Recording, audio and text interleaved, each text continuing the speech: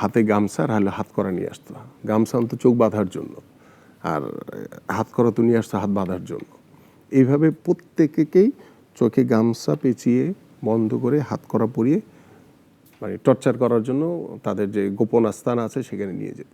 যে বিভিন্ন পত্রপত্রিকা, সামাজিক যোগাযোগ মাধ্যমে দেখছি উপদেষ্টারা কি করে বেড়াচ্ছেন, এপিএস পিএস এদেরকে বরখাস্ত করছেন, বাট এর মূলে কারা রয়েছে সেটাও কিন্তু জাতি বুঝে। আমি খুব দৃঢ়ভাবে বলতে চাই, আওয়ামী লীগ যেভাবে ফ্যাসিস্ট হয়েছে বা যেই স্বৈরাচারী কাজে তারা করেছে, বিএনপি তার অপোজিট, তার উল্টা, এবং তার ধারে কাছেও বিএনপির মানে একদম প্রধান থেকে শুরু করে আমাদের তৃণমূলে যে নেতাকর্মীরা রয়েছে, আমরা কখনোই ওই ধরনের মানসিকতা পোষণ করি না। এই মুহূর্তে একটি নির্বাচন হয়, বিএনপি সাধারণ মানুষের ভোটে নির্বাচিত হবে, এই জিনিসটা তাদের ভিতরে কাজ করছে, যার কারণে তারা বিএনপিকে কিভাবে বদনাম করা যায়, কিভাবে মিথ্যাচার করা যায়, তাদের বিরুদ্ধে সামাজিক যোগাযোগ মাধ্যমে কিভাবে মিথ্যাচার করে তাদের জনপ্রিয়তাকে হ্রাস করা যায়, সেটা নিয়ে তারা ব্যতিব্যস্ত। স্বাগত জানাচ্ছি বলা অনবলা অনুষ্ঠানে। আজকে আমাদের অনুষ্ঠানের অতিথি ঢাকা মহানগর উত্তরের বাংলাদেশ জাতীয়তাবাদী দলের আহ্বায়ক, সাবেক জাতীয় ফুটবল দলের অধিনায়ক, যিনি একসময় বীর দর্পে গোলবার সামলেছেন, বহু অসংখ্য ম্যাচ জিতিয়েছেন, এখন তিনি রাজনীতির ময়দানের এক উজ্জ্বল নক্ষত্র, জনাব আমিনুল হক।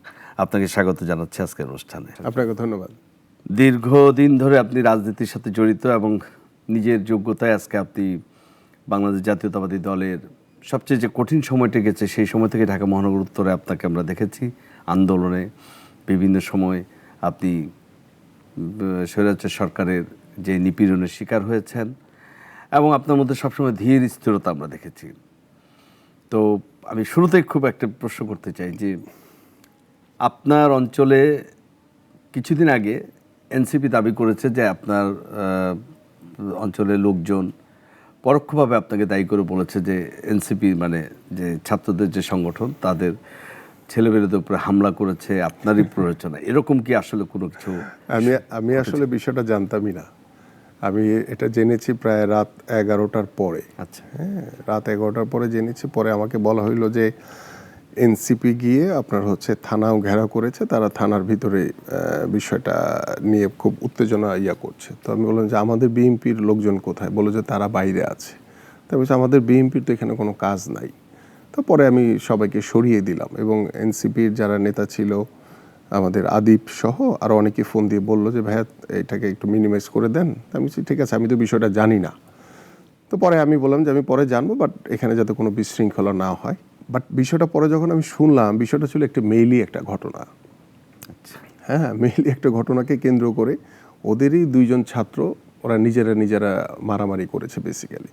তো রাস্তায় যদি কোনো এরকম একটা ইনসিডেন্ট হয়, তো পথচারী হিসেবে তো অনেকেই এগিয়ে আসেন। তো পথচারী হিসেবে আমাদের টুটুল স্বেচ্ছাসেবক দল করে, ও এগিয়ে এসেছিল, সাথে আমাদের বিএনপির এক নেতার ছেলেও ছিল। তো ওই ছেলেকে দেখে পিছে পিছে মাও আসছে। তো মা আসার পরে ওই কথার কাটাকাটিতে আপনার ওই ছাত্রদের ভিতর থেকে একজন আপনার ওর মাকে ধাক্কা দিয়েছে।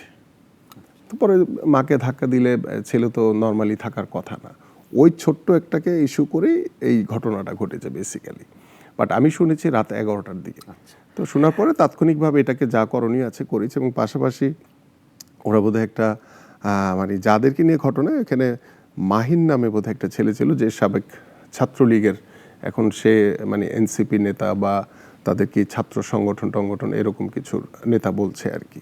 বেসিক্যালি যেই বিষয়টা হয়েছে, পরবর্তীতে যখন ওরা বুঝতে পেরেছে যে আসলে বিষয়টা অন্যরকম, তো পরে ওরা আমার কাছে এসে অনেকেই বলছে যে ভাই যা হয়েছে এটা আর আমরা বাড়তে না দিই। তো আমি সেটা নিয়ে তো আমার কোনো নাই, তোমরা ওই কার বিরুদ্ধে মামলা করেছে, পরবর্তীতে ওরা মামলা তুলে নেওয়ার জন্য আবার কোর্টে গিয়ে পিটিশন দিয়েছে যে মামলাটা আমরা তুলে ফেলতে চাই। তো ওই কপিও আমার কাছে আবার ওরা হোয়াটসঅ্যাপে পাঠিয়ে দিয়েছে। আমরা আমাদের জায়গায় অনেস্টলি আমাদের মাননীয় ভারপ্রাপ্ত চেয়ারম্যান এবং আমি বা আমাদের যারা দায়িত্বশীল নেতাকর্মীরা রয়েছেন, তারা প্রত্যেকেই আমরা চেষ্টা করছি যে এই ধরনের কোনো অন্যায়কারীকে, কোনো বিশৃঙ্খলাকারীকে, কিংবা যারা বিভিন্ন ধরনের অনৈতিক কোনো কর্মকাণ্ডের সাথে যদি আমাদের দলীয় কেউ জড়িত হয়, তাৎক্ষণিকভাবে তাদের বিরুদ্ধে আমরা সাংগঠনিক এবং আইনগত ব্যবস্থা নিচ্ছি। আমাদের মাননীয় ভারপ্রাপ্ত চেয়ারম্যান মহোদয় তিনি মানে খুবই আত্মবিশ্বাসী এবং খুব দৃঢ়ভাবে তিনি প্রতিজ্ঞ যে আমরা বাংলাদেশের মাটিতে যাতে একটি স্বচ্ছ একটি পরিচ্ছন্ন ধারা রাজনীতির পরিবেশ তৈরি করতে পারি, ভবিষ্যতে যাতে কেউ কোনোদিন কোনো স্বৈরাচারী মনোভাব বা স্বেচ্ছাচারিতার মাধ্যমে জোর করে যাতে ক্ষমতায় টিকে থাকতে না পারে, এই ধরনের কার্যক্রমের বিষয় কিন্তু আমাদের মাননীয় ভারপ্রাপ্ত চেয়ারম্যান খুব জিরো টলারেন্স হ্যাঁ, দিয়ে তিনি তার চেষ্টা করছেন। প্রত্যেকটা বক্তব্যে তিনি এবং সেটাই আমরাও বলছেন। কিন্তু তার মানে ক্ষুদ্র একজন কর্মী হিসেবে চেষ্টা করি নতুন প্রজন্মের যে চিন্তাধারা, নতুন প্রজন্মের যে চিন্তা চেতনা, নতুন প্রজন্ম কি ভাবছে। কারণ দেখেন আপনি গত 15 বছর ধরে কিন্তু যারা ভোট দিতে পারে না তারা কিন্তু জানে না যে কিভাবে ভোট দিতে হয়। এবং এই কিছুদিন আগে যে ভোটারদের আবার হালনাগাদ করা হয়েছে, সেখানেও কিন্তু অনেক ভোটার চলে আসবে। সো দ্যাট গত 15 বছর এবং নতুন ভোটার তাদেরকে যে চিন্তাধারা এবং আমাদের গত 17 বছর আমরা যেইভাবে আপনার এই স্বৈরাচারের সময় আন্দোলন সংগ্রামে মাঠে থেকে রাজপথে থেকে আমাদের নেতাকর্মীদেরকে যেভাবে গুম করেছে, গুলি করে হত্যা করেছে এবং প্রকাশ্যে মানে ওপেন গুলি করেছে আমাদের, হ্যাঁ, যেমন আমাদের আপনার সেই কথা মনে আছে নিশ্চয়ই যে 2021-এর যে 17ই আগস্ট যখন আমি দায়িত্বপ্রাপ্ত হই, প্রথম আমরা জিয়ার মাজারে জিয়া উদ্যানে গিয়ে ফুল দিয়ে শ্রদ্ধাঞ্জলি জানানোর যে প্রোগ্রামটি ছিল আমাদের, সেইখানে কিভাবে মানে ওপেন গুলি করেছে আমাদের এবং সেই মানে স্প্রিন্টারের ইয়ে কিন্তু আমার শরীরে আমি এখনো বহন করে বেড়াচ্ছি। হ্যাঁ, আমি গত 2 দিন আগেও প্রায় আমার এখান থেকে হাত থেকে হলো 2টা গুলি, পা থেকে আরও একটা গুলি, কারণ খুব পেইন করছিল, বের করতে হয়েছে এবং ডিপে চলে গেছে। তো এই বিষয়গুলি বলার এবং গত 17 বছরে আমাদের নেতা কর্মীদের উপরে যেভাবে জুলুম নির্যাতন নিপীড়ন চালিয়েছে, বা এই যে লাস্ট যে জুলাই 19 জুলাই মধ্যরাতে যখন আমাকে অ্যারেস্ট করে, তখন যে আপনার ডিবির কার্যালয় নিয়ে মানে কীভাবে নির্যাতন করেছে, প্রতিটি সন্ধ্যা ছিল আমাদের জন্য একটি আতঙ্কের একটি মুহূর্ত।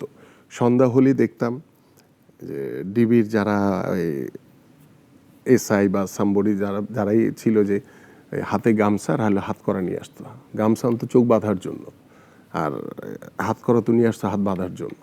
এইভাবে প্রতিটি সন্ধ্যায় আমরা দেখেছি যে আমাদের সিনিয়র নেতৃবৃন্দ থেকে শুরু করে আমরা বা আমাদের জুনিয়র প্রত্যেকেই চোখে গামছা পেঁচিয়ে বন্ধ করে হাত করা পরিয়ে মানে টর্চার করার জন্য তাদের যে গোপন আস্থান আছে সেখানে নিয়ে যেত। এই মুহূর্তগুলো কিন্তু ছিল একটু বিভীষিকাময়। এরকম মুহূর্ত কিন্তু আমরা গত 17 বছর আমরা জেলখানার ভিতরে বা ডিবি রিমান্ডে ফেস করেছি, কিন্তু আমাদের পরিবারগুলো কিন্তু এর বাইরে ছিল না। পরিবারের উপরে যেভাবে জুলুম বা যেভাবে প্রেশারাইজ করেছে, আমরা 17 বছরে মনে হয় যে আমাদের বিএনপির কোনো নেতাকর্মী তাদের নির্দিষ্ট যে বাসা সেই বাসায় তারা থাকতে পেরেছে, সকলকে বাসা চেঞ্জ করে থাকতে হয়েছে। এই সময়গুলো কিন্তু আমরা পার করে এসেছি। বাট 5ই আগস্টের পরে এসে অনেকের ভিতরেই দেখলাম যে আমরা যেটা মানে অন্তর্বর্তীকালীন সরকারকে এই দেশের সাধারণ মানুষ সমর্থন দিয়েছে, আমরা বাংলাদেশ জাতীয়তাবাদী দলের প্রত্যেকটি নেতাকর্মী আমরা তাদেরকে সমর্থন দিয়েছি। আমরা তাদের মাধ্যমে আমরা একটি জিনিসই চেয়েছি বা আমরা একটি জিনিস কিন্তু বারবার বলছি যে দেখেন গত 17 বছর যদি স্বৈরাচার সরকার যদি নির্বাচনগুলো যদি জনগণের ভোটে অংশগ্রহণ করে যদি নির্বাচনগুলি হতো, তাহলে তার স্বৈরাচার শেখ হাসিনা ফ্যাসিস্ট হতো না, তাই না? তো যেই ফ্যাসিস্টের বিরুদ্ধে আমরা আন্দোলন করলাম, সংগ্রাম করলাম একটি গণতান্ত্রিক বাংলাদেশ গড়ার জন্য, একটি জনগণের ভোটের অধিকার নিশ্চিত করার জন্য। তো নির্বাচনটা হচ্ছে এমন একটা মাধ্যম, সেটা হচ্ছে যে বাংলাদেশের গণতন্ত্র প্রতিষ্ঠার মূল জায়গাটা হচ্ছে নির্বাচন। নির্বাচনের মাধ্যমে একটি গণতান্ত্রিক পরিবেশ তৈরি হবে, জনগণ ভোট দিবে এবং এক একটি ভোট নির্বাচন কিন্তু আমরা সেই 91-এর নির্বাচনের কথা নিশ্চয়ই আপনার মনে আছে যে আমি তখন খুব ছোট, একটি উৎসবমুখর পরিবেশ ছিল, ঈদের একটি আমেজ ছিল, ঈদের একটি আনন্দের মতো ছিল। তো গত 17 বছরে কিন্তু এই আনন্দ একদম ধূলিসাৎ হয়ে গেছে। জনগণ থেকে বিচ্ছিন্ন এই স্বৈরাচার সরকার তারা নিজেদের রাষ্ট্রীয় যন্ত্রকে ব্যবহার করে পুলিশ প্রশাসন সবাইকে ব্যবহার, হ্যাঁ, অনেকগুলো পথ পরিক্রমা, এরপর আর 2-3টা নির্বাচন হয়েছিল, কিন্তু তারপরে আবার আমি যে কথাটি বলতে চাচ্ছিলাম ভাইয়া, সেটা হচ্ছে যে এই যে মুহূর্তগুলো আমরা পার করেছি একটি সুষ্ঠু অবাধ নিরপেক্ষ নির্বাচনের জন্য, যে আন্দোলন, যে সংগ্রাম, যে গণতন্ত্র প্রতিষ্ঠার জন্য, জনগণের ভোটের অধিকার নিশ্চিত করার জন্য, আমরা 5ই আগস্টের পরে কিন্তু এসে একটি কথা বলছি যে আমরা গত 13ই জুলাই 2023 সালে আমাদের মাননীয় ভারপ্রাপ্ত চেয়ারম্যান জনাব তারেক রহমান রাষ্ট্র কাঠামো মেরামতের যে সংস্কারে যে কর্মপরিকল্পনা 31 দফা দিয়েছেন, দিয়েছেন। 31 দফা দিয়েছেন, আমরা কিন্তু বলেছি যে সংস্কার কিংবা বিচারের কথা আসছে, যেগুলি মানে এগুলি না করা পর্যন্ত নির্বাচন হবে না। তো আমি খুব দৃঢ়ভাবে বলি যে সংস্কার আর বিচারের সাথে তো আপনার নির্বাচনের কোনো সম্পর্ক নাই। 5 আগস্টের আগে আপনাদের মধ্যে যে একাত্মতা বোধ, ভ্রাতৃত্ববোধ সকলের, সব রাজনৈতিক দলের, এই একটা বিষয় স্পষ্ট হয়ে গেল, যেটা আপনি সর্বশেষ বলছিলেন, যে সব কিছুর মূলত আসক্তি ছিল যে গণতান্ত্রিক রাষ্ট্র ব্যবস্থা নির্মাণ করতে গেলে একটি সুষ্ঠু নির্বাচন দরকার, এবং নির্বাচন জনগণ যাকে ভোট দিবে সেই রাষ্ট্র পরিচালনার দায়িত্ব পাবে, এবং প্রত্যেক 5 বছর পর পর এই প্রক্রিয়াটা চালু থাকতে হবে। অতীতের গণতান্ত্রিক সরকার ধারাবাহিকতাগুলো অনেক কিছু ভুল ছিল প্রত্যেকটি সরকারের, বিএনপি সরকার বা আওয়ামী লীগ সরকার কম বেশি হতে পারে, সেই ভুলের খেসারত আমরা একবার দিয়েছি 1/11 পরবর্তী যেই ভুলগুলো করা হয়েছে ধারাবাহিকভাবে, তার সবচেয়ে বড় খেসারত দেওয়া হলো শত শত প্রাণের বিনিময়ে, হাজার হাজার আহতর বিনিময়ে, এবং আওয়ামী লীগ যে ফ্যাসিস্ট হয়ে ওঠা, আজকে ফ্যাসিস্ট হতো না বা স্বৈরাচার বলা হতো না, এই তকমা নিয়ে শেখ হাসিনাকে দেশ ছাড়তে হয়েছে। আমার প্রশ্নটা হচ্ছে, আপনি যেটা বললেন যে সংস্কার, বিচার ব্যবস্থা আর নির্বাচন, মানে নির্বাচন, এই দুটোর জন্য কেন আটকে থাকবে? পরিষ্কার করে যদি বলি, এখন খুব জোরালো একটা মত উঠেছে একদিকে, যে কোনোভাবে সংস্কার এবং বিচারের আগে, বিশেষ করে বলা হচ্ছে এখন বিচারের আগে যারা নির্বাচনের কথা বলবে তারা শহীদের রক্তের সাথে বেইমানি করবে, এবং এনসিপি সরাসরি বলেই দিয়েছে কোনোভাবে বিচার প্রক্রিয়া সম্পন্ন করার আগে নির্বাচন হতে দিবে না, এবং আপনারা বলছেন যে ডিসেম্বরের মধ্যে নির্বাচন দিতে হবে। হয়তো বা সেটা একটা পর্যায়ে আলোচনা করবে প্রধান উপদেষ্টা, হয়তো আবার উনি বলছেন যে জুনের মধ্যে হতে পারে। কিন্তু আপনি কি মনে করেন, যদি সত্যি বিচার প্রক্রিয়া সম্পন্ন করতে হয় এবং সংস্কার যেভাবে বলা হচ্ছে এটা করতে হয়, ডিসেম্বর বা জুনের মধ্যে ইলেকশন করা সম্ভব এই দুটো কাজ করে? না, আপনি ডিসেম্বরের ভিতরে তো আপনি দেখেন, আজকে অন্তর্বর্তীকালীন সরকারে প্রায় 8 থেকে 9 মাস পার হয়ে গেছে, কিন্তু এখন পর্যন্ত কি বাংলাদেশের রাষ্ট্রীয় প্রতিষ্ঠানগুলো কি কোনো সংস্কারের কিছু আপনারা দৃশ্যমান দেখেছেন? বা রাষ্ট্রীয় প্রতিষ্ঠানগুলো থেকে কোনো স্থিতিশীলতা এসছে? এখন পর্যন্ত পুলিশ যে তার আইন শৃঙ্খলার যে কার্যক্রমগুলো সাধারণ মানুষের জন্য, তারা কি নির্বিঘ্নে করতে পারছে? বা আপনার অন্যান্য যে সিভিল প্রশাসন বলেন, অন্যান্য আপনাদের গণমাধ্যমের কথাই বলেন, আপনাদের গত 17 বছরে যে আওয়ামী লীগের যে দোসররা, এখন পর্যন্ত কিন্তু গণমাধ্যম থেকে শুরু করে বিভিন্ন রাষ্ট্রীয় প্রতিষ্ঠানে কিন্তু তারা বহাল তবিয়তে বসে আছে। তো তাদেরকে আপনি রেখে, তাদেরকে পুনর্বাসন করে আপনি কিভাবে সংস্কারের কথা বলেন? আপনি তাদেরকে রেখে কিভাবে আপনি বিচারের কথা বলেন? তা আপনার গোড়াতেই তো সমস্যা। তো আমরা তো সংস্কার চাই, এটা একদম, আপনারা তো 5ই আগস্টের পরে বলছেন, আর আমরা তো 2023 সালের 13ই জুলাই বলেছি যে বাংলাদেশের রাষ্ট্র কাঠামো মেরামতের জন্য আমাদের এই সংস্কারগুলো করা প্রয়োজন। তো সেই সংস্কারকে বাস্তবায়ন করতে গেলে আপনি কোন প্রক্রিয়ায় করবেন? সে একটা তো প্রক্রিয়া লাগবে, তাই না? এখন আপনি বলছেন যে আমি সংস্কার করব, বাট গত 8-9 মাসে আমরা কোনো কিছু দৃশ্যমান দেখি নাই। এখন আমাদের কথা হচ্ছে একটাই, যে দেখেন, গত 17 বছর আমাদের বহু ভাইদেরকে গুম করা হয়েছে, হত্যা করা হয়েছে, এবং এই গত জুলাইয়ে ছাত্র, বাংলাদেশ জাতীয়তাবাদী দলের প্রত্যেকটি অনেক নেতাকর্মী এবং সাধারণ মানুষ প্রত্যেককে গুলি করে হত্যা করা হয়েছে। আপনি স্বৈরাচার সরকার শেখ হাসিনা সহ অবৈধ মন্ত্রী এমপিরা কিভাবে পালিয়ে গেল, কিভাবে তারা মানে বাংলাদেশ থেকে তারা বাইরে চলে গেল। বাংলাদেশে এখনো বিভিন্ন অঞ্চলে আওয়ামী লীগের প্রেতাত্মারা নির্বিঘ্নে ঘুরে বেড়াচ্ছে। আমরা ছাত্র যে সংগঠন হয়েছে, সেখানে আমরা দেখতে পাচ্ছি যে ছাত্রলীগের একটা মোটামুটি পুনর্বাসন হচ্ছে। ছাত্রলীগ কেন এনসিপিতে যাবে? ছাত্রলীগ কেন গণতান্ত্রিক যে ছাত্র সংসদ, এই ধরনের সংগঠনের ভিতরে কেন ছাত্রলীগ ঢুকবে? তা আমাদের কথা হচ্ছে যে আপনি সংস্কার একটা চলমান প্রক্রিয়া, এটা যুগের পর যুগ সংস্কার চলতে থাকবে।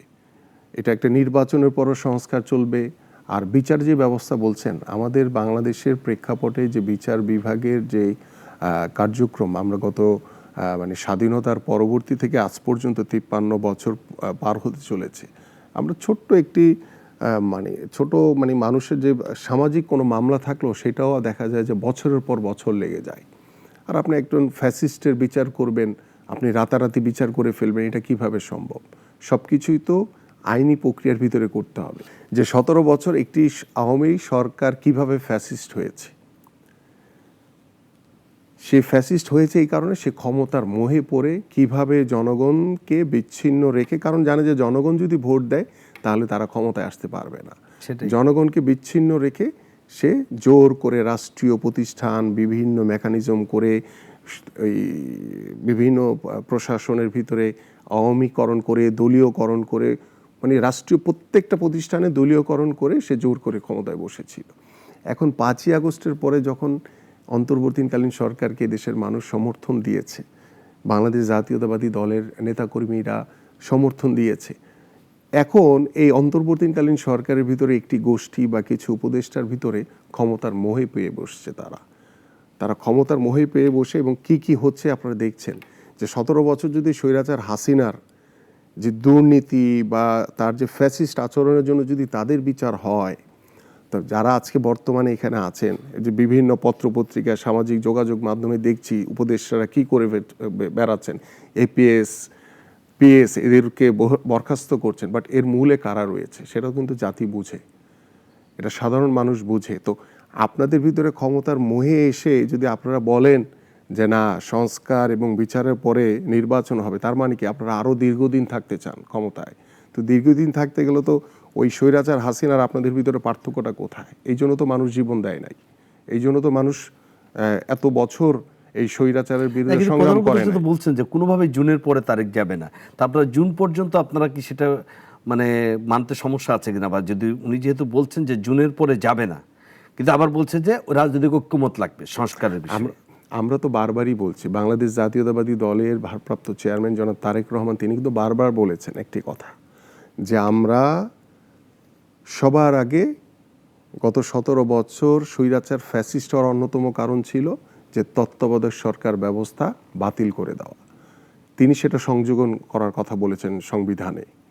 তিনি বলেছেন ভবিষ্যতে কেউ যাতে স্বেচ্ছাচারী বা স্বৈরাচারী মনোভাব নিয়ে জোর করে ক্ষমতায় বসে থাকতে না পারে, এই জন্য বলেছেন দু মেয়াদের বেশি কেউ প্রধানমন্ত্রী হতে পারবেন না। এবং তিনি এটাও বলেছেন যে আমরা দ্বিকক্ষ বিশিষ্ট পার্লামেন্টারি করব, এবং সেখানে আরও বলা হয়েছে যে গণতন্ত্রের পথে বা যে গণতন্ত্রের পক্ষে যারা আন্দোলন সংগ্রাম করেছেন সবাইকে নিয়ে একটি জাতীয় সরকার গঠন করবেন। এবং সর্বোপরি আমাদের বাংলাদেশ জাতীয়তাবাদী দলের প্রত্যেকটি দায়িত্বশীল নেতাকর্মীরা আমাদের অন্যান্য যে রাজনৈতিক দলগুলো রয়েছে সকলের সাথে কিন্তু আমরা কথা বলছি, তাদের সাথে আলোচনা হচ্ছে যে কিভাবে একটি ঐক্যমতে এসে আমরা একটি সুষ্ঠু নির্বাচন বাংলাদেশের মাটিতে হতে পারে, এবং সেই নির্বাচন হবে শতভাগ অবাধ, সুষ্ঠু এবং নিরপেক্ষ একটি নির্বাচন। এবং আপনি যেটি বলছিলেন যে ডক্টর মোহাম্মদ ইউনূস বলেছেন যে জুনের ভিতরে অবশ্যই হবে, তো জুন পার হবে না, কিন্তু আমার কথা হচ্ছে যে আমরা এটি তো একটি আলোচনার বিষয়। আমরা বলছি যে দেখেন গত 8-9 মাসে কিন্তু এখন পর্যন্ত সংস্কার কিংবা আপনার বিচার বা বাংলাদেশের মানুষের যে চাওয়া বা প্রত্যাশা এগুলি কিন্তু, এবং আইন শৃঙ্খলার যে পরিস্থিতি কোনোটাই কিন্তু স্ট্যাবল না। আপনি দেখেন যদি কোনো আওয়ামী লীগ বা কোনো সন্ত্রাসী কার্যক্রম হলে পুলিশ মানে যেভাবে যাওয়ার কথা সেভাবে কিন্তু তারা কাজ করতে পারছে না, কারণ তাদের ভিতরে এখনও সেই স্ট্যাবিলিটি আসে নাই। কারণ এখন আপনি আওয়ামী লীগের দোসরদেরকে পুলিশের ভিতরে রেখে দিয়েছেন, আপনি বিভিন্ন রাষ্ট্রীয় প্রতিষ্ঠানে রেখে দিয়েছেন, তো ওই দোসরদেরকে রেখে আপনি কিভাবে পরিবেশ স্বাভাবিক করবেন? তো আমাদের কথা হচ্ছে যে নির্বাচন যদি ডিসেম্বর ভিতরে হয়, যত তাড়াতাড়ি নির্বাচন হবে বাংলাদেশে প্রত্যেকটি রাষ্ট্রীয় প্রতিষ্ঠানে একটা স্থিতিশীল অবস্থা আসবে। আপনি যেটা বলছিলেন যে হ্যাঁ নির্বাচনের প্রয়োজনীয়তাটার কথা বলছেন, আইন শৃঙ্খলা পরিস্থিতি অবনতি হচ্ছে, দেশে নানাবিধ সমস্যা, কিন্তু একটা বিষয় একটু বলেন, যেই জায়গাটা আমার কাছে মনে হয়েছে একটা আস্থাহীনতা, যারা নির্বাচন এই মুহূর্তে নির্বাচনের পূর্বে যারা চাচ্ছে যে সম্পূর্ণ মানে বিচার ব্যবস্থা, বিচার প্রক্রিয়া এবং সংস্কার, তারপরে নির্বাচন, কারণ তারা মনে করছে রাজনৈতিক দলগুলো অতীতে তারা কেউ কথা রাখেনি, রাজনৈতিক দলগুলো অতীতে বারবার এসেছে, তার ফেইল করেছে, তারা একের পর এক স্বৈরাচার হয়ে উঠেছে, এবং তারা বিভিন্ন সময় বলছে যে এই সংবিধানের আলোকে শাসন ব্যবস্থা যদি থাকে, এইভাবে যদি চলে, তাহলে এটা ফ্যাসিস্ট আবার চেকো হয়ে উঠতে পারে। তারা মনে করছে একই দলের প্রধান তিনি সংসদ নেতা হতে পারবেন না এবং প্রধানমন্ত্রী হতে পারবেন না। তারা এই বিষয়গুলোর একটা সুনিশ্চিত চায়, কিন্তু মনে করে যে নির্বাচনটা হয়ে গেলে যেহেতু একটা পারসেপশন আছে বিএনপি চলে আসবে, বিএনপি তারপরে এই কথাগুলো যদি না রাখে তখন কি হবে? এই যে মানে বিশ্বাস এবং আস্থাহীনতা আপনাদের প্রতি তাদের, মানে এইটাকে আপনার কাছে কি মনে হয়, মানে এটা কেন হচ্ছে? আমরা আজকে স্বাধীনতার যে প্রায় 53 বছর পরে এসে যখন আমরা বাংলাদেশের গণতন্ত্র পুনরুদ্ধার কিংবা বাংলাদেশের সার্বভৌমত্বকে রক্ষা করার জন্য আমাদের এখন পর্যন্ত জীবন দিতে হয়েছে, রক্ত দিতে হয়েছে, এখন পর্যন্ত আমাদের সংগ্রাম করতে হয়, এখনও আপনার সেই শ্রমিকদের ন্যায্য মজুরি আদায়ের জন্য, কৃষকদের ন্যায্য মজুরি আদায়ের জন্য আমাদেরকে এখন পর্যন্ত রাস্তায় নামতে হয়। তো এই বাংলাদেশ তো আসলে আমরা দেখতে চাই নাই। আমরা চেয়েছি একটি স্বচ্ছ, সুন্দর এবং আমাদের 1971 সালের মহান স্বাধীনতা যোদ্ধারা যারা যুদ্ধ করে দেশকে স্বাধীন করেছেন এবং গত 17 বছর ধরে বাংলাদেশ জাতীয়তাবাদী দলের বহু নেতাকর্মীরা মানে আন্দোলন সংগ্রাম করে তাদেরকে গুম করা হয়েছে, তাদেরকে হত্যা করা হয়েছে, অনেকে মানে সবাইকে শহীদ করা হয়েছে এবং গত জুলাই আগস্টে এসে আমাদের ছাত্র জনতা, বাংলাদেশ জাতীয়তাবাদী দলের প্রত্যেকটি নেতাকর্মীরা যেভাবে স্বতঃস্ফূর্তভাবে রাজপথে নেমে ছাত্রদের সাথে, জনতার সাথে, সাধারণ মানুষের সাথে একাত্মতা প্রকাশ করে স্বৈরাচার হাসিনাকে পতন করতে নিশ্চিত করেছে। সেই প্রেক্ষাপটে আপনি দেখেন আমরা যে সংস্কারের প্রস্তাবনাটা দিয়েছি সেটা কিন্তু 2023 সালে দিয়েছি। আমরা কিন্তু 5ই আগস্টের পরে এসে দেইনি। আমাদের মাননীয় ভারপ্রাপ্ত চেয়ারম্যান মহোদয়, এটা কিন্তু শুধু আমাদের বিএনপির বিষয় না, এটা কিন্তু আমাদের যে রাজনৈতিক যে দলগুলো আছে সকলের সাথে পরামর্শ করে আলোচনা করেই কিন্তু এই 31 দফার একটি কর্মপরিকল্পনা দাঁড় করানো হয়েছে। এখন ক্ষমতায় বসে আপনি যদি বলেন যে সংস্কার কিংবা বিচারের আগে কোনো নির্বাচন না, তাহলে তো আপনিও তো একই পথের পথিক হয়ে যাচ্ছেন। আমরা কোন জায়গাটা নিয়ে কাজ করতে চাই, যে জনগণের যে বিশ্বাস বা যে আস্থার জায়গাটা কিন্তু আমরা তৈরি করতে চাই। যার কারণে দেখেন আমাদের এই সংস্কারের বিষয়গুলি নিয়ে আমরা কিন্তু সারা বাংলাদেশ ব্যাপী মানে একদম তৃণমূলের কাছে আমরা পৌঁছে দেওয়ার আপনারা চেষ্টা গিয়েছেন, করছি। লিফলেট এখনো বিতরণ যাচ্ছি, করেছেন, still জনসমাবেশ করেছেন, যাচ্ছি আমরা। আপনারা মানুষকে বলেছেন। কিন্তু এখানে একটা আমিনুল ভাই খুবই মানে পরিষ্কার করে আপনার কাছে একটু জানতে চাই যে জায়গাটা বড় ছোট দুটো ইস্যু আপনি দেখেন। আমরা জনগণ, আমরা বলছি আমাদের রাজনৈতিক দলগুলো, আপনারা বলছেন যে আমরা জনগণের স্বার্থে দ্রুত নির্বাচন দরকার এবং তার যুক্তি আছে। জামাত ইসলামী বলছে যে নির্বাচন নিয়ে এত তাড়াহুড়ো করার প্রয়োজন নেই। তারা এখন অবশ্য একটু সরে এসেছেন, বলছে আগে স্থানীয় সরকার নির্বাচন হতে হবে, তারপরে যদি হয় রোজার আগে জাতীয় সংসদ নির্বাচন হতে পারে। একটু তারা এইটুক বলেছেন। এনসিপি বলছে, তো তারা বলছে সংস্কার বিচার তারপরে নির্বাচন, কিন্তু কোন নির্বাচন সেটিও এখন তারা বলতে হবে গণপরিষদ নির্বাচন। এইখানে যদি ঐক্যমত না হয় সমাধান কি? না, ডেফিনেটলি এটা তো অন্তর্বর্তীকালীন সরকারের দায়িত্ব যে ডক্টর মোহাম্মদ ইউনূস তিনি যে প্রধান উপদেষ্টা আমাদের এবং সর্বজন শ্রদ্ধেয় ব্যক্তিত্ব আমাদের কাছে, বাংলাদেশের মানুষের কাছে এবং আন্তর্জাতিক পরিমণ্ডলে, তার মতো একজন মানুষ যেহেতু দায়িত্বে রয়েছেন এবং আমরা তার কাছ থেকে অবশ্যই আশা করব। এবং বাংলাদেশ জাতীয়তাবাদী দল বিএনপি কিন্তু ডে ওয়ান থেকেই সর্বাত্মকভাবে এই অন্তর্বর্তীকালীন সরকারকে সমর্থন এবং সহযোগিতা সার্বিকভাবে আমরা এখন পর্যন্ত, যখন কোনো বিষয় ইস্যু আসলে, কোনো যদি থ্রেড বা কোনো কিছু আসে, আমরা কিন্তু প্রশাসনের পাশে থেকে দাঁড়িয়ে তাদেরকে সার্বিকভাবে সহযোগিতা করছি। বাট আমরা নিজেরা কোনো আইন হাতে তুলে নিচ্ছি না। প্রধান উপদেষ্টার উপরে ছেড়ে দিচ্ছেন, আমি না, তাকে সমাধান উদ্যোগ নিতে হবে। আমি সেই জায়গাটাই বলছি, কারণ আমাদের মাননীয় ভারপ্রাপ্ত চেয়ারম্যান মহোদয় বা আমাদের যারা স্ট্যান্ডিং কমিটি থেকে শুরু করে আমরা ডক্টর মোহাম্মদ ইউনূসের সাথে তারা কথা বলেছেন, আমাদের অন্যান্য যে রাজনৈতিক দলগুলো কথা বলছেন, সকলেই কিন্তু ঐক্যমত্যের একটি জায়গা কিন্তু আমাদের অবশ্যই আসতে হবে এবং আমরা আসতে চাই। সেটা হচ্ছে একটি অবাধ সুষ্ঠু নির্বাচন। তো সেই নির্বাচনটিকে কেন্দ্র করে অনেকের এখানে ব্যক্তিগত অনেক এজেন্ডা রয়েছে। আমার কাছে মনে হয় যে দেশের এজেন্ডার চেয়ে বা মানে দেশ কিভাবে ভালোভাবে চলবে বা দেশ কিভাবে মানে একটি শান্তিপূর্ণ পরিবেশের ভিতরে যাবে, সেইটার চেয়ে আমার কাছে মনে হয় যে এখানে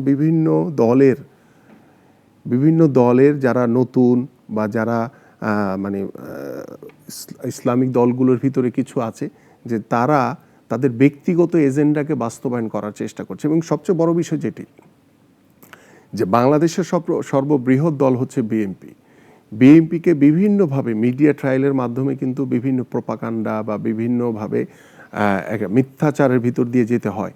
কারণ আমরা দেখছি যে ওই ছোট ছোট কথাকে কেটে কিভাবে মিথ্যাচারের মতো তারা বানিয়ে বিএনপিকে কিভাবে বদনাম করা যায়, মানে আওয়ামী লীগ আর বিএনপিকে এক জায়গায় নিয়ে আসতে চায়।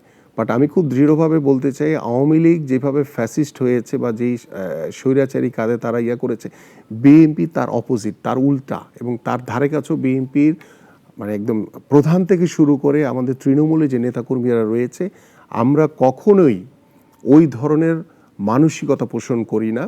আমরা সব সময় চেষ্টা করি যে জনগণ রিলেটেড বা জনগণ বান্ধব, বা আমাদের কিন্তু বারবারই একটি কথা আমাদের মাননীয় ভারপ্রাপ্ত চেয়ারম্যান মহোদয় বলেন যে তোমরা জনগণের কাছে যাও, মানুষের সাথে মিশো, মানুষের কি চিন্তা ভাবনা সেটাকে বাস্তবায়ন তাদের প্রতি মূল্যায়ন করো। এই যে জনগণ টার্মসটা আমি এটা বলছি, অবশ্যই এটা আমি সম্মান জানিয়ে বলছি যে তিনি বলেছেন, আমাদের অন্য দলগুলো বলে যে জনগণের, কারণ আসলে তো রাজনীতি তো জনগণের জন্য, দেশের জন্য। এবং আমাদের অতি সম্প্রতি আমাদের প্রধান উপদেষ্টা আল জাজিরাকে একটি সাক্ষাৎকারে বলেছেন যে সরকারের সামনে চ্যালেঞ্জ আছে অনেকগুলো, কিন্তু জনগণ এই 7-8 মাস পেরিয়ে যাওয়ার পরে অন্তর্বর্তী সরকার ব্যবস্থাকে তারা ভালো মনে করছে। তারা বলছে না যে কালী নির্বাচন দাও, তারা বলছে না যে তোমরা এখন চলে যাও। এটি নিয়েও বাংলাদেশ জাতীয়তাবাদী দলের যে স্থায়ী কমিটির সদস্য আমির খসরু মাহমুদ চৌধুরী বলছেন জনগণটা এটা কারা বলেছে এটা দেখতে চেয়েছেন উনি। তো এখন এই অবস্থার মধ্য দিয়ে আমি যেটা বলছিলাম যে যদি চলতে থাকে, আপনি বলছেন সমাধান হচ্ছে প্রধান উপদেষ্টাকেই নিতে হবে, উদ্যোগ নিতে হবে। এখন এইটা উনি উদ্যোগ নিতে যদি ডিসেম্বর পার হয়ে যায়, তারপরে যদি জুন চলে আসে, কাজগুলো যদি অসম্পূর্ণ থেকে যায়, আমি যে জানতে চাচ্ছি যে তাহলে কি আপনাদের ঐক্যমত্যটা যদি কোনো কারণে না হয় তখন কি হবে? সেইটা কি আপনি মনে করেন একটা রাজনৈতিক শূন্যতা বা এক ধরনের সাংবিধানিক আরও সংকটকে ঘনীভূত করার চেষ্টা হবে বা চলছে? দেখেন, এখন যারা সংকট তৈরি করার চেষ্টা করছে তারা কিন্তু ক্ষমতার মোহে পড়ে তারা সংকট তৈরি করছে। আমাদের জাতীয়তাবাদী দলের পক্ষ থেকে কিন্তু সংকট তৈরি করার কোনো সুযোগ নেই, এবং আমরা সেটা কখনোই যাব না। কারণ গত 17 বছরে আমাদের যে আন্দোলন সংগ্রাম, যে নির্যাতন নিপীড়নের শিকার আমরা হয়েছি, বা আমরা যেটি বারবারই বলে এসেছি, গত 17 বছর বলে এসেছি, এখনও বলছি যে আমরা একটি গণতান্ত্রিক বাংলাদেশ গড়ার জন্য, বাংলাদেশে পরিপূর্ণভাবে গণতন্ত্র তৈরি করার জন্য, পরিপূর্ণভাবে সংস্কার প্রতিষ্ঠিত করার জন্য, পরিপূর্ণভাবে বাংলাদেশের জনগণের যে দাবি বা তাদের যে প্রত্যাশা মেটানোর জন্য, এবং পরিপূর্ণভাবে একটি সুস্থ ধারা রাজনৈতিক পরিবেশ তৈরি করার জন্য একটি অবাধ, সুষ্ঠু, নিরপেক্ষ নির্বাচনটা অত্যন্ত জরুরি। আপনি দেখেছেন যে ইতিমধ্যে আপনাদের বিরুদ্ধে একটা, যেটা আপনি বলছেন মিডিয়া ট্রায়াল, হ্যাঁ মিডিয়া একটা কথা চালু হয়েছে সামাজিক যোগাযোগ মাধ্যমে, যে এবং আপনাদের এই মুহূর্তে যারা প্রতিদ্বন্দ্বী হয়ে আসছেন বা উঠছেন, কোনো তাদের নেতৃবৃন্দ সামাজিক যোগাযোগের মাধ্যমে লিখছে যে ভারতের রয়ের প্রেসক্রিপশনে এদেশে রাজনীতি আর চলবে না, এবং অনেকাংশে বলা হচ্ছে আপনারা ভারতের সাথে একটা আন্ডারস্ট্যান্ডিং ভারতীয় যারা আছে এখন সেইভাবে করছেন, এবং ভবিষ্যতে আপনারা দ্রুত নির্বাচন করতে চাচ্ছেন, কারণ ভবিষ্যৎ নির্বাচন আসলে আপনারা আওয়ামী লীগকে আবার মাঠে রাজনীতি করার সুযোগ দেবেন। এইটা একটা ধারণা। আরেকটা ধারণা থেকে তাদের কারো মনে হয় যে বাংলাদেশ জাতীয়তাবাদী দলের যে প্রতিষ্ঠাতা, তিনি বহুদলীয় গণতন্ত্রের প্রবর্তক। বাংলাদেশে 75 পরবর্তী যদি আপনি দেখেন যা হয়েছিল, সেখান থেকে তিনি আবার নতুন করে রাজনীতি করতে দিয়েছেন।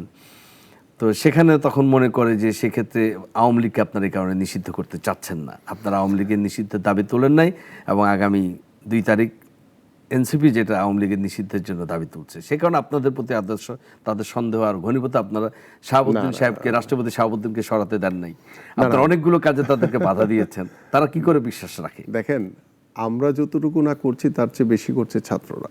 ঠিক আছে, আমরা এই শোর আগেই আপনারা আমার সাথে যতটুকু কথা হচ্ছিল, যে বাংলাদেশ সচিবালয় বলেন বা বিভিন্ন রাষ্ট্রীয় প্রতিষ্ঠানে বলেন, ছাত্ররা যেভাবে গিয়ে প্রভাব বিস্তার করার চেষ্টা করছে, এনসিপির হ্যাঁ কোনো নেতার বিরুদ্ধে অভিযোগ আছে। এনসিপি যেভাবে প্রভাব বিস্তার করার চেষ্টা করছে, আমার মনে হয় না যে আমাদের বিএনপির কোনো নেতাকর্মী গিয়ে এভাবে কোনো কিছু করেছে বা এরকম কোনো রিপোর্ট বা তথ্যপাত আমাদের কাছে নাই। বাট আমাদের স্ট্রিক্টলি বলা আছে যে আমরা কোথাও গিয়ে যাতে কেউ প্রভাব বিস্তার করতে না পারে। আপনি যে কথাটি বলছিলেন যে দেখেন, গত 17 বছরে আওয়ামী লীগ ইন্ডিয়াকে প্রভু হিসেবে নিয়েছে। প্রভু হিসেবে তাদের একদম আজ্ঞাবহ হয়ে পারে না, মানে সারাদিন কি বলে পায়ে ধরে বসে থাকে, এরকম অবস্থার ভিতর দিয়ে তারা ভারতকে রেখেছে। তো বাট বিএনপি সবসময় চেষ্টা করেছে যে শুধু ভারত না, সারা পৃথিবীর যে দেশগুলো রয়েছে তাদের সাথে একটি বন্ধুত্বপূর্ণ সম্পর্ক রাখতে, কোনো প্রভু না। তো সেই জায়গা থেকে আমরা মানে বাংলাদেশের যে পররাষ্ট্র নীতি রয়েছে বা বাংলাদেশের বহির্বিশ্বের সাথে যেই বন্ধুত্বপূর্ণ সম্পর্ক রাখা দরকার, সেই সম্পর্কটুকু রাষ্ট্রীয়ভাবে রাখতে চাই, কিন্তু আলাদা করে কাউকে প্রভু বানানোর কোনো সুযোগ নাই। এবং আপনি যেই কথাটি বলছেন যে বা XYZ সামথিং এলস, এটা টোটালি একটা বলছে যে প্রেসক্রিপশনের রাজনীতি চলবে। এটা টোটালি একটা মিডিয়া অপপ্রচার এবং এটা মিডিয়া ট্রায়াল। এটার কোনো সত্যতা আছে বলে আমার কাছে মনে হয় না, এবং এটা ন্যূনতম কোনো সত্যতা নাই। যারাই বলেছে এটা টোটালি মিথ্যাচার, এবং এটার মানে 100% কোনো সত্যতা নাই। এবং আমরা আমাদের জনগণকে সাথে নিয়ে সব কিছু করি, আমাদের জনগণই হচ্ছে আমাদের শক্তি। তো যার কারণে জনগণ যদি চিন্তা করে, মনে করে যে না আমরা তাদের জন্য পারফেক্ট, তাহলে তারা আমাদের পক্ষে থাকবে। যদি মনে করে যে না আমাদের পারফেক্ট না, তাহলে থাকবে না। বাট আমরা সেই স্বচ্ছতার জায়গাটা তৈরি করতে চাই। আপনি জানেন যে এনসিপি প্রধান নাহিদ ইসলাম পরিষ্কার করে বলেছেন যে দেশের যে প্রশাসনের অবস্থা এবং বিএনপি প্রতি তাদের যে প্রশাসন সম্পূর্ণ বিএনপির ফেভারে কাজ করছে, এরকম অবস্থা একটা লেভেল প্লেইং ফিল্ড হবে না, এবং এইভাবে ইলেকশন আসলে একটা তার অংশ নেবে কিনা তারা এটা ভাববে। দেশের প্রশাসন আপনারা কিভাবে তার এই অভিযোগটা আসলে আপনি কি মনে করেন? প্রশাসন তো সাজিয়েছে অন্তর্বর্তীকালীন সরকার, আপনারা প্রেসার করেছেন? মোটেও না। আপনি দেখেন যে এরকম কোনো জায়গায় আমাদের তালিকা দিয়েছেন যে অমুককে সচিব বানাতে, কোথাও আমাদের এরকম কোনো নির্দেশনা বা কোনো কিছু আছে কিনা যে এই জায়গায় বিএনপি এটা চেয়েছে, এটা কেউ বলতে পারবে না। কারণ টোটালটাই অন্তর্বর্তীকালীন সরকারের যে প্রধান, তিনি সহ তাদের যে উপদেষ্টারা রয়েছে, তারাই কিন্তু এই প্রশাসন সাজিয়েছে। তো গত 17 বছরে স্বৈরাচার ফ্যাসিস্ট যারা হয়ে বাংলাদেশের উপরে প্রভাব বিস্তার করেছে, নির্যাতন করেছে, সেই মানুষগুলোকে তারা কতটুকু সরাতে পেরেছে আমি জানি না। বাট আমরা যেটি বলছি যে এখন পর্যন্ত প্রত্যেকটি রাষ্ট্রীয় প্রতিষ্ঠানে স্বৈরাচারের দোসররা বহাল তবিয়তে বসে আছে। এখন নাহিদ ইসলাম বলেছে যে বিএনপি প্রতি এই প্রশাসনের রয়েছে, এটা একজন নিরপেক্ষতা হিসেবে আমরা যখন চিন্তা করি যে না আমরা প্রশাসন থেকে শুরু করে বিচার বিভাগ সব জায়গাতে নিরপেক্ষতা চাই, তো সেই জায়গা থেকে যদি স্বচ্ছভাবে নিরপেক্ষভাবে যদি এদেশের জনগণের পক্ষে তারা কাজ করে, তো সেইখানে বিএনপি তো আর এদেশের জনগণের বাইরে না। তো সেইখানে আমাদের স্বাভাবিক যেই নিয়মের ভিতরে থেকে যে কাজগুলো করা দরকার সেটা আমরা প্রত্যাশা করতেই পারি, কিন্তু বিএনপি প্রশাসন তৈরি করেছে বা এটা টোটালি। আবার একই দিকে এনসিপি নেতা হান্নান মাসুদ প্রায়শই তিনি বিভিন্ন টকশোতে বলেন যে দেশে শুধু হাত বদল হয়েছে, এখন সমস্ত ট্রাক স্ট্যান্ড, টেম্পো স্ট্যান্ডগুলো চলে গেছে দখলে, চাঁদাবাজি হচ্ছে, প্রচুর চাঁদাবাজি হচ্ছে এবং বিএনপির লোকজনের সাথে জড়িত। আপনাদের বিরুদ্ধে অভিযোগগুলো তারা খুব প্রকাশ্যেই করছেন, এবং তারা কেউ কেউ বলেন যে ঢাকায় শুধু রাষ্ট্রটা চালায় সরকার, কিন্তু সারা দেশে আসলে প্রশাসন উঠা বসা করছে, কথা বলছে, বা সব কিছু বিএনপি নেতাদের পরামর্শে হচ্ছে, তাদের বাইরে কিছু হচ্ছে না। এবং আওয়ামী লীগের অনেক নেতাকে স্থানীয় পর্যায়ে আওয়ামী লীগের যে ব্যবসা বাণিজ্য সেগুলো নিয়ে তাদেরকে নিরাপদ স্থানে রাখা হয়েছে। আপনি এই অভিযোগের বিষয়ে কি বলবেন? না, এটার সাথে আমি টোটালি একমত না। কারণ হচ্ছে যে সারা বাংলাদেশের বর্তমান যে পরিস্থিতি বা সারা বাংলাদেশের যে মানুষের যে প্রত্যাশা বা যে চাওয়া, সেটা হচ্ছে যে একটি সুন্দর পরিবেশের মাধ্যমে 5ই আগস্টের পরে যাতে আমরা বসবাস করতে পারি। তো সেই জায়গা থেকে যেই কথাটি বলা হচ্ছে যে আমাদের কি টেম্পো স্ট্যান্ড বা বিভিন্ন ট্র্যাক এগুলির কথা বলা হচ্ছে, এটার ন্যূনতম সত্যতা আছে কিনা আমি জানি না। বাট আমার কাছে যেটি মনে হয় যে স্বৈরাচার পালিয়ে যাওয়ার পরে কেউ না কেউ তো ওই জায়গাগুলো তো কাজ করছে, তাই না? এখন কথায় কথায় এসে সেটা বিএনপির উপরে চলে আসছে। এই যে বিষয়টা মানে দল হিসেবে বিরোধিতা করা বা মিথ্যাচার করা, যেইটা ট্র্যাডিশন আমাদের বাংলাদেশের, যেটা আমরা চাই না। আমরা কিন্তু দেখেন জামাত ইসলামী বলেন কিংবা এনসিপি বলেন, কারো বিরুদ্ধে কিন্তু আমরা কোনো মিথ্যাচার বা কোনো রকম কোনো বাজে কথা বা কোনো রকম কোনো কেউ মানে বিরোধিতার জন্য বিরোধিতা করা, সেটা কিন্তু আমরা করি না। কিন্তু এনসিপি কিংবা জামাত ইসলামী বা অন্য কেউ, তারা হয়তো বা বিএনপিকে মনে করছে যে বাংলাদেশের সবচেয়ে জনপ্রিয় দল। যদি এই মুহূর্তে একটি নির্বাচন হয়, বিএনপি সাধারণ মানুষের ভোটে নির্বাচিত হবে। এই জিনিসটা তাদের ভিতরে কাজ করছে, যার কারণে তারা বিএনপিকে কিভাবে বদনাম করা যায়, কিভাবে মিথ্যাচার করা যায়, তাদের বিরুদ্ধে সামাজিক যোগাযোগ মাধ্যমে কিভাবে মিথ্যাচার করে তাদের জনপ্রিয়তাকে হ্রাস করা যায়, সেটা নিয়ে তারা ব্যতিব্যস্ত। 5 অগাস্টের পর অনেকগুলো ঘটনা ঘটেছে, যেমন আওয়ামী লীগ যারা করতো বা আওয়ামী লীগে যারা চিহ্নিত অপরাধী ছিল, তারা অনেকে গণধোলা পিটুনির শিকার হয়ে মারা গেছে, মৃত্যুবরণ করেছে। তারপরে সে একটা আধুনিক রাষ্ট্র ব্যবস্থায় বা সভ্য সমাজে আমরা সকলেই বলেছে, সরকার বলেছে, বিএনপি বলেছে, জামাত বলেছে, এনসি বলেছে যে মব জাস্টিস কোনোভাবে অ্যালাউ না, মব জাস্টিসকে কোনোভাবে গ্রহণযোগ্য না। আসলে মব জাস্টিস তো না, মব সন্ত্রাস বলা হয়, মানে এইটা তো আসলে তাই হচ্ছে। আবার এখন একটা যদি বলেন যে এদেশে যদি 20 থেকে 30% বা 20 থেকে 25% লোক আওয়ামী লীগ নেতাকর্মী বা সমর্থক থাকে, মানে এখন এইটা কি এরকম যে যাকে পাওয়া যাবে তাকেই ধরে আইনে সোপর্দ করা, নাকি যার বিরুদ্ধে অভিযোগ রয়েছে তাকে? এটা নিশ্চয়ই একটা আইনের একটা ব্যাখ্যা আছে।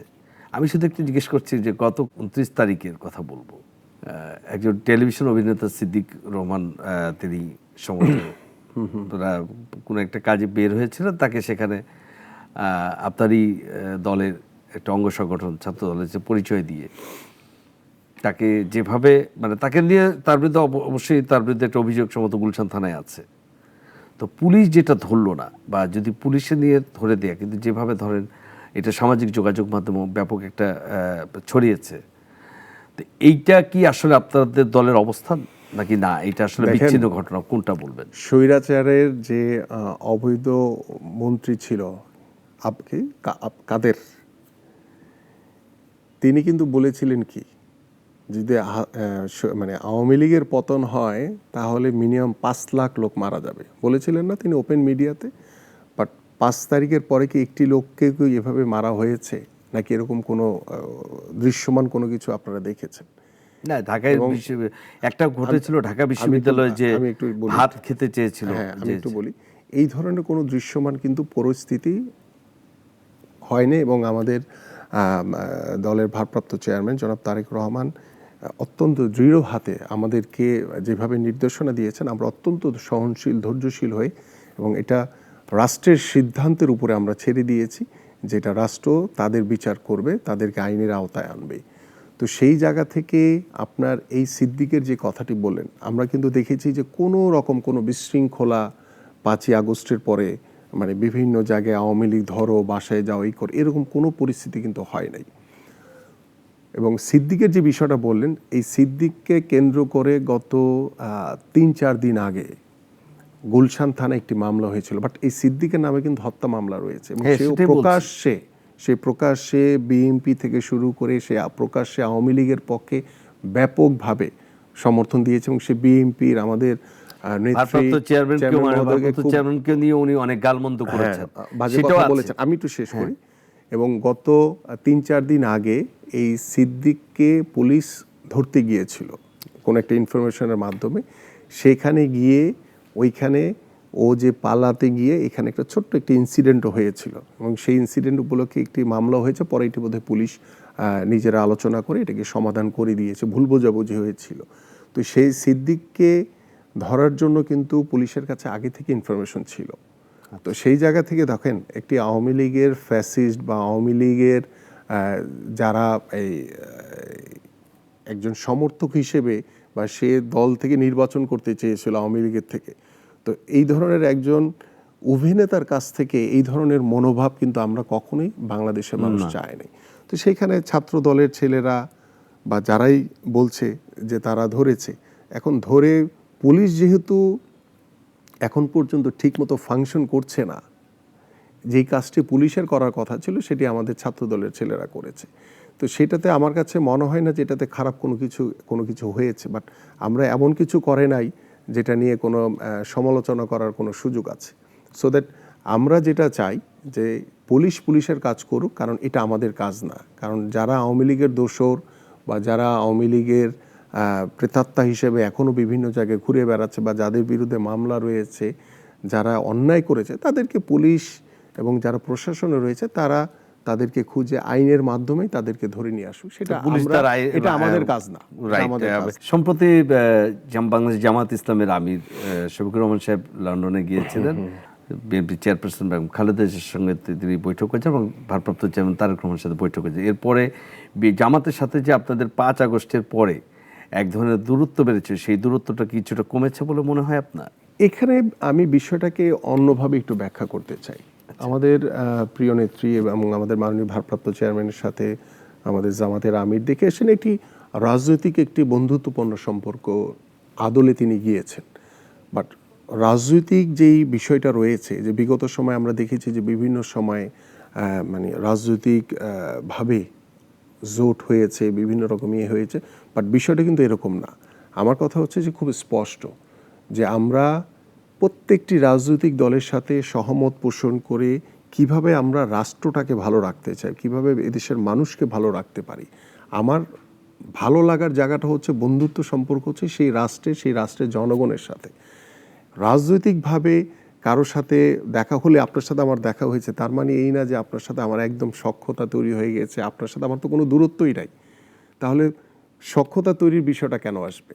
আমি ওইভাবে জিনিসটাকে ব্যাখ্যা করতে চাই। এটা সৌজন্য সাক্ষাৎ হয়েছে, সামাজিকভাবে। একদম শেষ প্রশ্ন আপনার কাছে, শোনা যাচ্ছে ঢাকা 16 আসন থেকে আপনি জাতীয় সংসদ নির্বাচনের একজন প্রার্থী। আমি দেখেছি যে বিভিন্ন জায়গায় সেটা আলোচনা আছে যে এখানে আমিনুল সাহেব দাঁড়াবেন। একবার ছোট করে জানতে চাই, যদি দল আপনাকে মনোনয়ন দেয় এবং তিনি নির্বাচিত হয়ে আসেন, আপনি প্রথম কি কাজটি করবেন ঢাকা 16-র জন্য? আমার রাজনীতি হচ্ছে সাধারণ মানুষের জন্য। আমার ব্যক্তিগত কোনো চাওয়া পাওয়া নাই। আমার চাওয়াটা হচ্ছে যে আমি আমার সাধারণ মানুষের পাশে থেকে সাধারণ মানুষের জন্য যদি উপকারে আসতে পারি, বা সাধারণ মানুষের যেটা প্রত্যাশা যে তার নিজ পারিবারিক সমস্যা বা তার এলাকার যে নিজ সমস্যাগুলো রয়েছে, যে চলমান বিষয়গুলো রয়েছে, এবং সেই চলমান বিষয়গুলোকে কিভাবে আমরা আরও সুন্দরভাবে, মানে আমরা রাজনীতি করি সাধারণ মানুষের জন্য, জনগণের জন্য, এই জায়গাটাকে আমি স্টাবলিশ করতে চাই। তো সেইটাকেই আমি কাজে লাগিয়ে আমি চেষ্টা করব। শুধু আমার ঢাকা 16 না, যেহেতু আমি ঢাকা মহানগর উত্তরের আহ্বায়কের দায়িত্ব পালন করছি, আমি 26টি থানাতেই চাইব যে আমাদের রাজনীতি হবে সাধারণ মানুষের জন্য, যেটি আমাদের মাননীয় ভারপ্রাপ্ত চেয়ারম্যান মহোদয় বলেছেন যে আমরা রাজনীতি করি জনগণের জন্য, সারা বাংলাদেশের সাধারণ মানুষকে কেন্দ্র করে আমাদের রাজনীতি। তো সেটাই আমরা পরিপূর্ণভাবে ইউটিলাইজ করতে চাই। নিশ্চয়ই আমরা সেদিনের অপেক্ষায় থাকলাম। নিশ্চয়ই আমরা এখন আরও দেখতে পারবো, মিডিয়া দেখবে, মানুষ দেখবে, এবং আশা করি আপনার কথাগুলো যা বলেছেন সেটাই প্রতিফলিত হবে। দর্শক, আজ এখানেই শেষ করছি। দেখা হবে আগামী আবার কোনো এক অনুষ্ঠানে। ততদিন ভালো থাকুন, সুস্থ থাকুন।